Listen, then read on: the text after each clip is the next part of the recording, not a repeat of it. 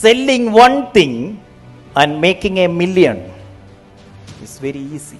ഒരൊറ്റ സാധനം വിറ്റിട്ട് ഒരു മില്യണയർ ആവാൻ ഭയങ്കര എളുപ്പമാണ്. കാരണം എന്താ, നമ്മൾ അതിലങ്ങ് തെളിയും.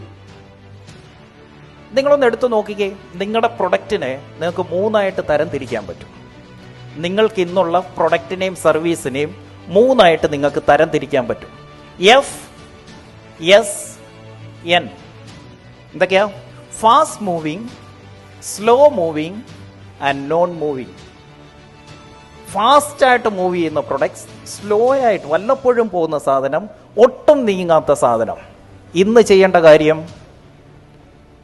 Take the decision to stop non moving items. നിർത്തിയാൽ എന്തിന്? ആളുകൾക്ക് ഇതുണ്ടായിട്ടും ആരും മേടിക്കുന്നില്ല. പിന്നെ എന്തിന് വെറുതെ ഗോഡൌണിൽ കൊണ്ടിട്ടേക്കുന്നു? പിന്നെ എന്തിന് ബ്രോഷറിൻ്റെ അത് അടിച്ചു വെക്കുന്നു? പിന്നെ എന്തിന് കസ്റ്റമറെ കോംപ്ലിക്കേറ്റഡ് ആക്കുന്നു? ഇത് പതുക്കെ ഇത് വേണ്ടെന്ന് വെക്കണം. Focus here, which is my fast moving item, and ഈ ഫാസ്റ്റ് മൂവിങ് ഐറ്റത്തിൽ മാക്സിമം പ്രോഫിറ്റ് എടുക്കാനും കൂടെ പഠിക്കണം. എന്താ business? Making maximum profit in my fast moving product. Non moving പ്രൊഡക്റ്റിൽ ഇവിടെ പലർക്കും ഭയങ്കര പ്രോഫിറ്റാ. എന്തോ കാര്യം, ആരും മേടിക്കുന്നില്ല. പക്ഷെ അതിൻ്റെ അകത്താ സാറേ എൻ്റെ ലാഭം മൊത്തം. എന്തിനാ? അത് മാത്രമേ ഉള്ളായിരുന്നെങ്കിൽ നീ പല വഴി കണ്ടെത്തിയനെ അതെങ്ങനെ വിൽക്കാമെന്ന്. എൻ്റെ മുന്നിൽ ഒരൊറ്റ പ്രശ്നം ഉള്ളെങ്കിൽ പിന്നെ എൻ്റെ ചിന്ത മുഴുവൻ അത് പരിഹരിക്കാനാണ്. നമ്മുടെ സെയിൽസുകാരൻ തന്നെ കൺഫ്യൂസ്ഡ് ആയിരിക്കുക.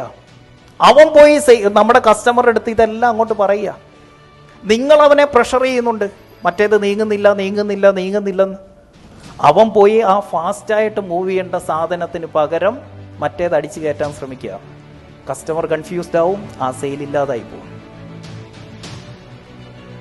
So, my team, your focus should never be for new stuff.